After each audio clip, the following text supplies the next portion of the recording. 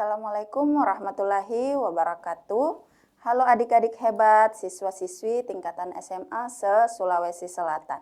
Gimana nih kabarnya hari ini? Semoga adik-adik semua selalu dalam keadaan sehat walafiat.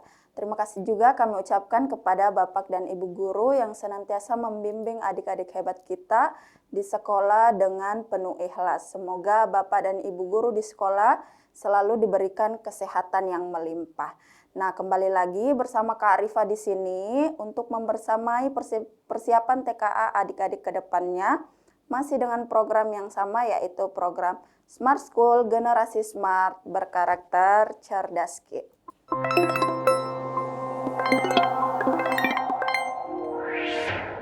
Baik adik-adik, jadi hari ini kembali lagi bersama Kak Arifa. Tentu saja hari ini kita akan membahas mata pelajaran yang sama, yaitu mata pelajaran pilihan untuk persiapan TKA adik-adik ke depan, yaitu mata pelajaran biologi. Nah, hari ini secara khusus kakak akan membahas materi terkait dengan anabolisme. Jadi tanpa perlu berlama-lama, kita akan melihat seperti apa yang dimaksud dengan anabolisme itu sendiri. Baik, di sini kakak akan memperlihatkan untuk anabolisme itu sendiri, ini adalah bagian dari metabolisme. Jadi metabolisme itu nantinya, apa yang dimaksud dengan metabolisme? Ini adalah seluruh. Jadi seluruh rangkaian apa? Yaitu reaksi kimia.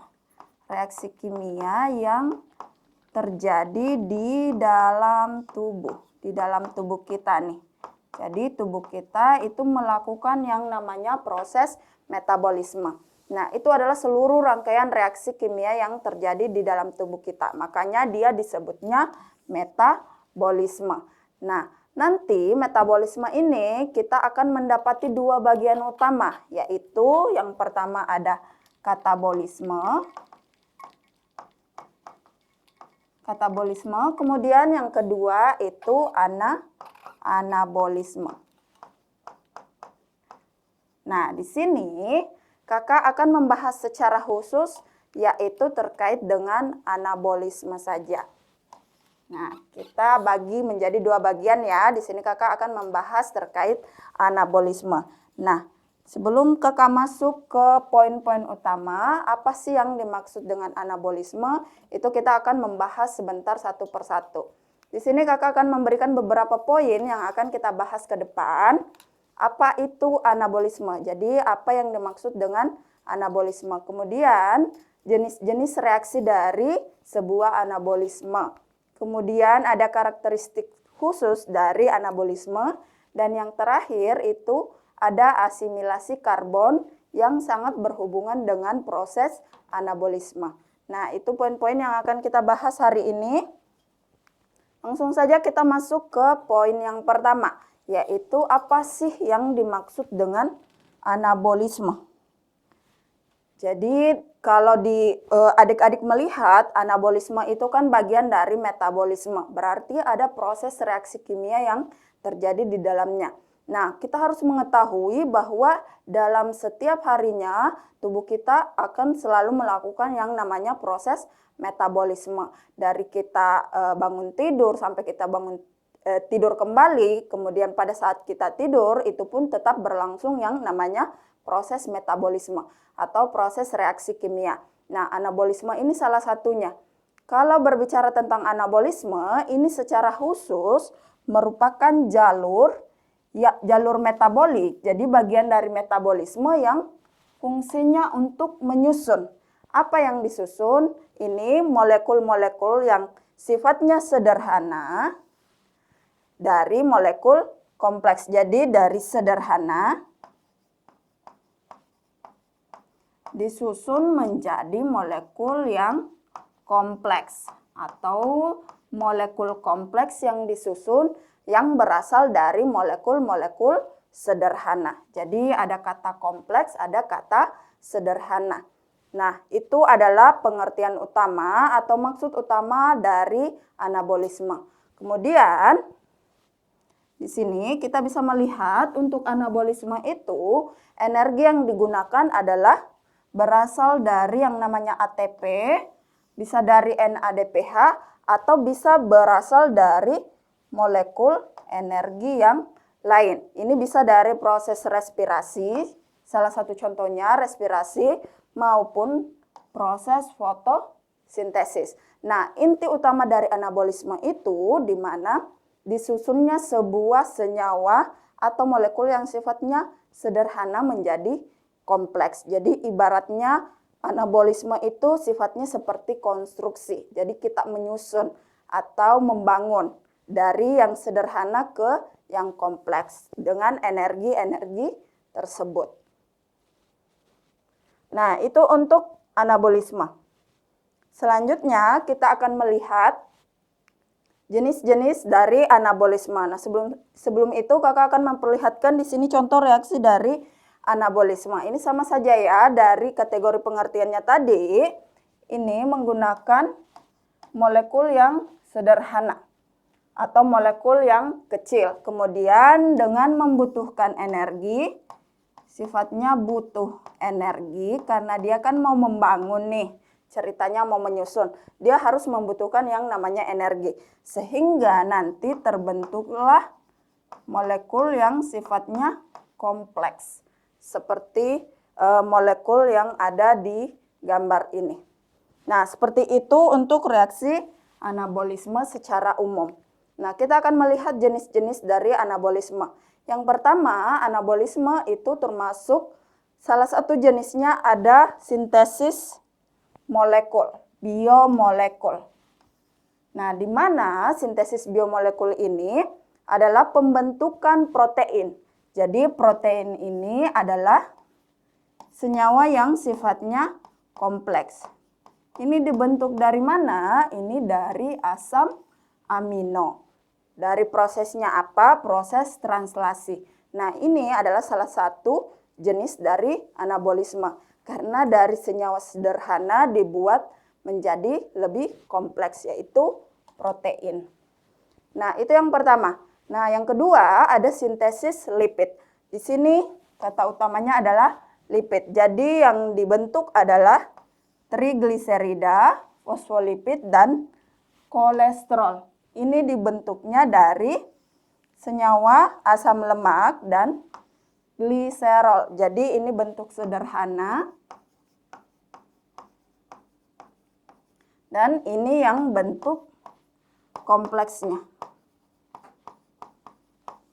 Nah, seperti itu ya proses penyusunannya. Kenapa dia dikategorikan ke anabolisme. Itu untuk dua jenis. Yang pertama terkait dengan anabolisme. Nah, untuk jenis yang ketiga itu ada yang namanya sintesis karbohidrat. Nah, ini juga termasuk anabolisme. Kenapa? Karena ini pembentukan glikogen. Glikogen ini adalah senyawa yang sifatnya kompleks. Dibentuk dari senyawa sederhana yaitu glukosa.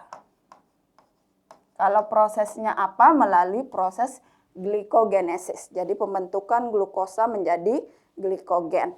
Itu untuk sintesis karbohidrat. Kemudian jenis yang lain ada sintesis asam nukleat. Di mana ini berkaitan dengan perakitan dari DNA dan RNA menggunakan nukleotida. Jadi membentuk DNA maupun RNA melalui nukleotida. Jadi ini sederhananya. Nah, itu untuk sintesis asam nukleat. Terus yang terakhir itu ada fotosintesis. Nah, ini adalah proses utama yang mendasari sebuah anabolisme. Jadi kalau adik-adik di sekolah mungkin familiarnya mendengar kata anabolisme itu contoh prosesnya itu pasti fotosintesis. Nah, ya ini adalah proses yang utama dari metabolisme. Di mana di sini dengan menggunakan CO2 dan H2O ini akan membentuk yang namanya glukosa dengan memanfaatkan energi cahaya. Seperti itu untuk jenis anabolisme terkait dengan proses fotosintesis. Nah, baik adik-adik, itu tadi untuk jenis-jenis anabolisme. Jadi ada 5 jenis anabolisme. Kemudian sekarang kita akan melihat bagaimana karakteristik atau ciri-ciri dari sebuah anabolisme atau proses anabolisme. Ciri-ciri utama dari anabolisme. Nah, yang pertama di sini kakak akan memperlihatkan untuk cirinya itu ada endergonik. Endergonik di sini ada kata ender. Ini berasal dari kata endo. Artinya di dalam. Artinya memasukkan energi ke dalam. Bisa kita katakan ini sifatnya memerlukan energi agar suatu reaksi bisa berlangsung. Nah, itu sifat utama yang dimiliki oleh anabolisme, proses anabolisme. Untuk yang kedua, ini membentuk molekul kompleks. Nah, sama tadi ya, ini sama dengan jenis-jenis anabolisme, di mana dia akan membentuk molekul kompleks. Contohnya tadi kita bisa melihat pada proses fotosintesis misalnya. Yang dibentuk adalah senyawa glikogen sebagai senyawa yang sifatnya kompleks. Asalnya dari mana atau bentuk sederhananya dari mana? Itu diambil dari glukosa atau disusun dari glukosa. Ini yang sifatnya sederhana. Nah, sama dengan senyawa atau sintesis protein yang diambil dari senyawa asam amino untuk membentuk senyawa kompleks yaitu berupa protein. Nah, ini karakteristik dari anabolisme. Jadi secara umumnya akan membentuk molekul yang sifatnya kompleks. Kemudian yang ketiga cirinya yaitu dia memiliki spesifik atau dia secara khusus bersifat spesifik enzimatik. Artinya enzim-enzim tertentu yang bekerja di proses anabolisme ini akan menjaga kecepatan reaksi. Ini adalah enzim-enzim tertentu yang digunakan dalam proses anabolisme tersebut. Jadi di video sebelumnya kita sudah membahas mengenai enzim. Enzim itu tugasnya untuk mempercepat suatu reaksi kimia. Nah, enzim ini sifatnya spesifik. Nanti juga masuk di ciri dari anabolisme tersebut yang dibutuhkan pada proses reaksinya. Jadi ada enzim-enzim khusus yang digunakan dalam proses anabolisme. Nah, seperti itu untuk tiga karakteristik awal di anabolisme. Kemudian selanjutnya, ciri lain yang dimiliki oleh anabolisme itu saling keterhubungan dengan katabolisme.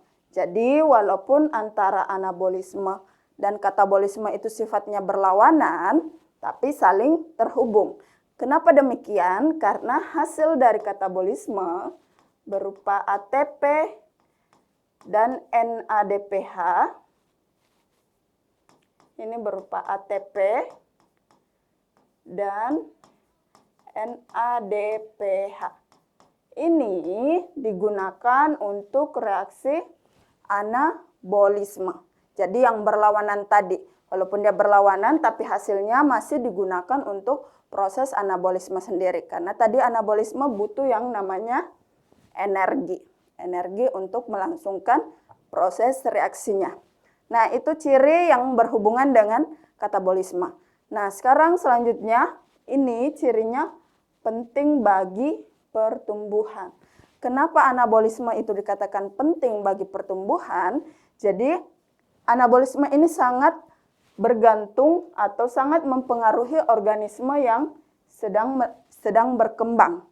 Kemudian ini bisa memperbaiki jaringan pada tumbuhan dan juga bisa menyimpan cadangan energi. Cadangannya tadi dari gula, ini disimpan dalam bentuk glikogen.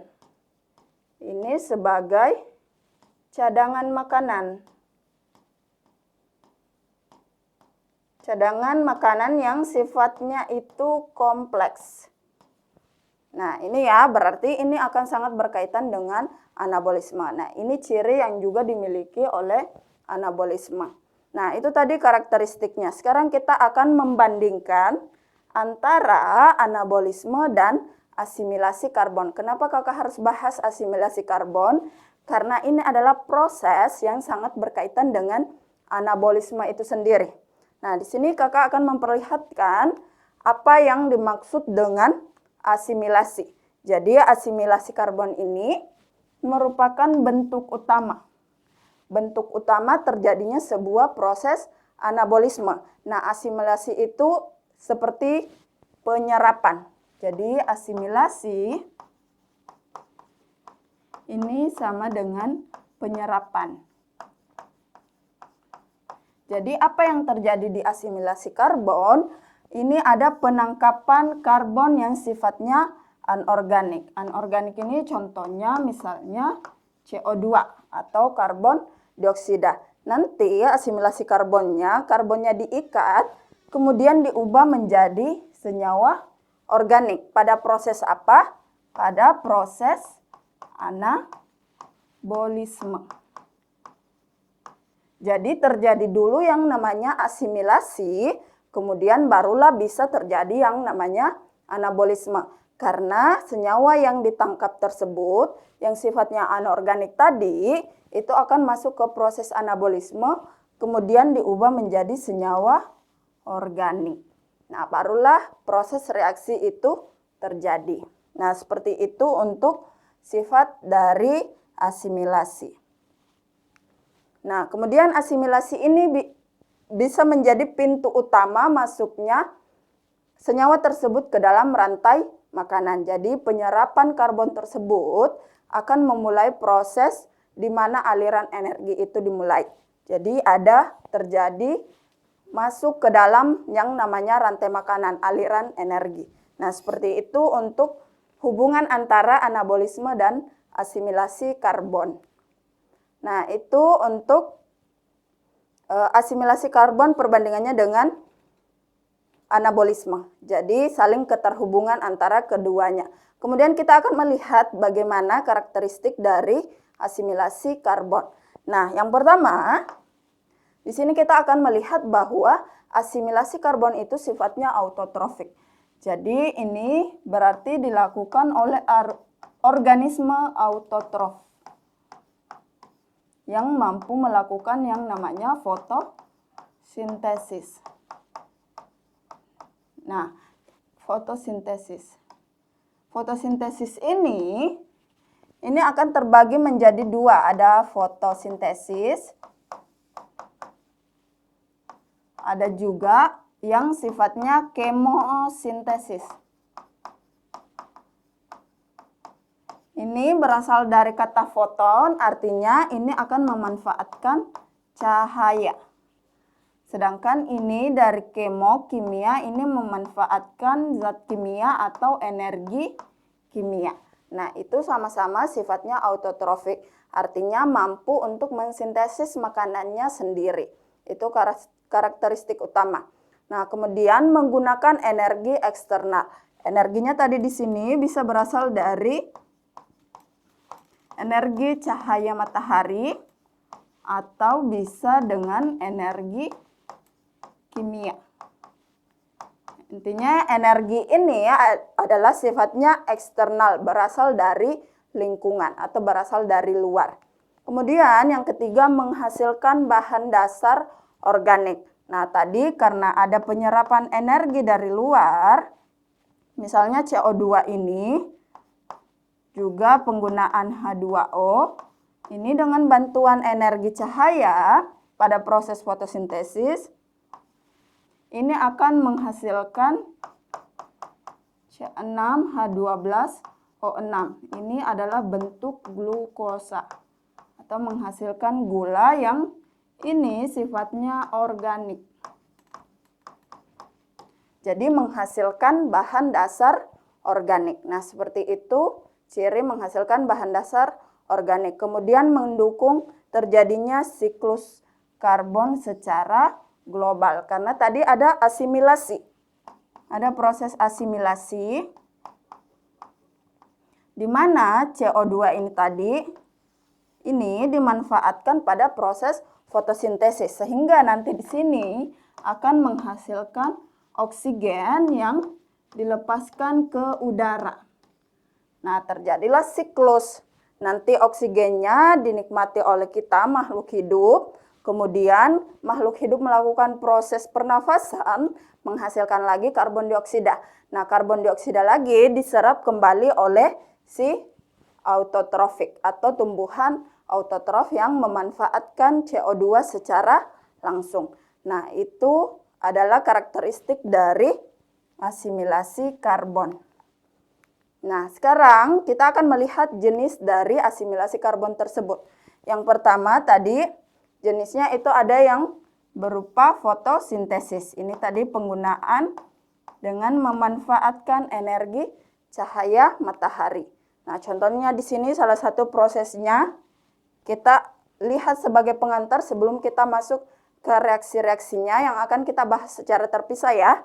Nah, di sini dimanfaatkanlah CO2 ini sebagai sumber anorganik.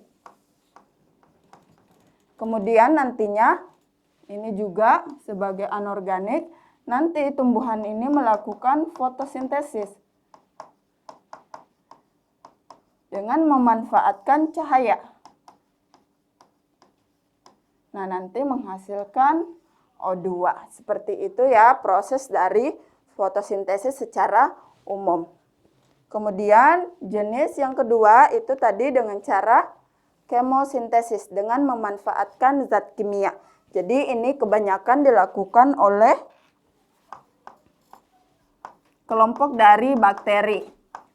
Misalnya ada bakteri sulfur, kemudian ada jenis bakteri pengikat bakteri nitrogen yang berfungsi dalam proses nitrogen.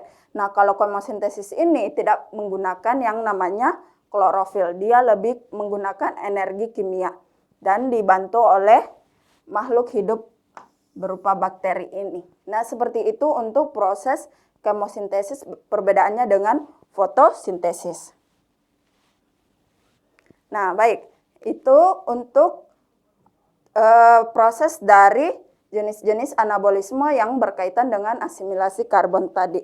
Kemudian tujuan akhir dari adanya anabolisme ini, metabolisme khususnya di anabolisme, ini untuk menciptakan atau menyediakan komponen struktural yang berfungsi untuk pertumbuhan sel maupun jaringan. Jadi dari proses anabolismenya ini fungsi utamanya akan menyediakan komponen struktural tersebut.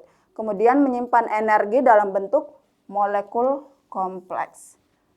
Seperti tadi ini ada glikogen, ada lemak ya.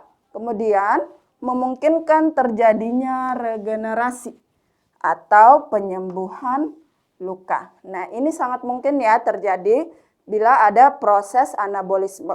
Karena ini prosesnya terjadinya reaksi itu akan meregenerasi terjadinya kerusakan sel-sel di dalam tubuh kita.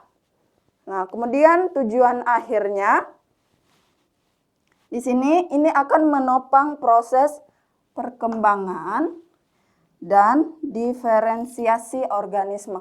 Jadi di mana organisme itu bisa bertumbuh, berdiferensiasi, ini sangat didukung oleh adanya proses metabolisme dan juga secara khususnya di proses anabolisme. Nah, itu untuk pengantar terkait dengan anabolisme sampai di tujuan akhir dari anabolisme. Nah, sekarang kita akan latihan untuk mengerjakan soal nih yang terkait dengan materi tadi yang kita sudah bahas bersama-sama.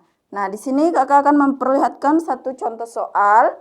Nah, ini berdasarkan perubahan energinya, anabolisme ini dikategorikan sebagai reaksi endergonik. Nah, ini tadi di karakteristik utama ya dari sebuah anabolisme. Nah, pernyataan yang paling tepat untuk menjelaskan sifat tersebut. Kita langsung baca opsinya saja. Di sini di bagian A, anabolisme melepaskan energi bebas ke lingkungan. Anabolisme ini melepaskan tadi kan namanya endergonik, atau memasukkan ke dalam, berarti membutuhkan yang namanya energi. Berarti ini tidak melepaskan energi atau tidak menghasilkan yang namanya energi, tetapi membutuhkan.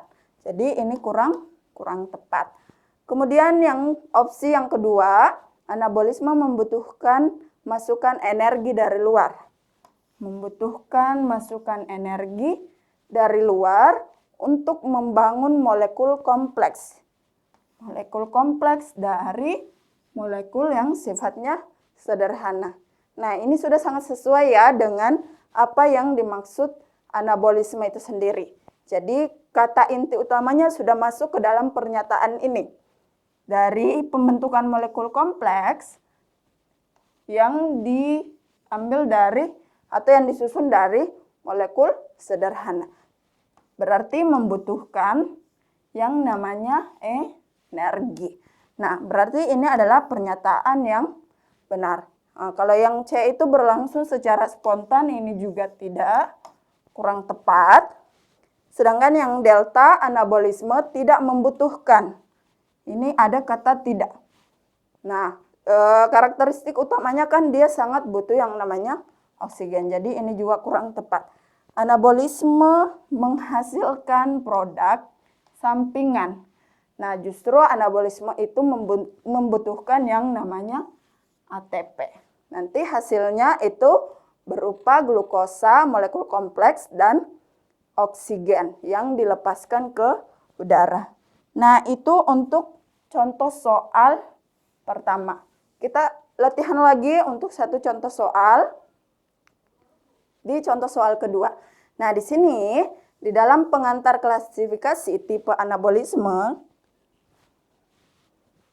perbedaan fundamental antara kelompok fotoautotrof atau fotosintesis dengan kemoautotrof atau kemosintesis. Ini sama saja ya. Jadi perbedaan utamanya terletak pada apa? Kalau ini tadi berasal dari cahaya atau menggunakan energi cahaya, ini menggunakan energi kimia. Nah, berarti penggunaannya adalah bentuk energi awal. Kita baca opsi A. Di sini jenis molekul organik akhir yang diproduksi oleh masing-masing organisme. Jadi ini kurang tepat ya, bukan jenis molekul dari organik akhir. Kemudian yang kedua, bentuk energi awal. Ada bentuk energi awal yang digunakan untuk menggerakkan sintesis materi. Nah, bisa berupa beberapa jenis sintesis tadi, ada karbohidrat dan sejenisnya.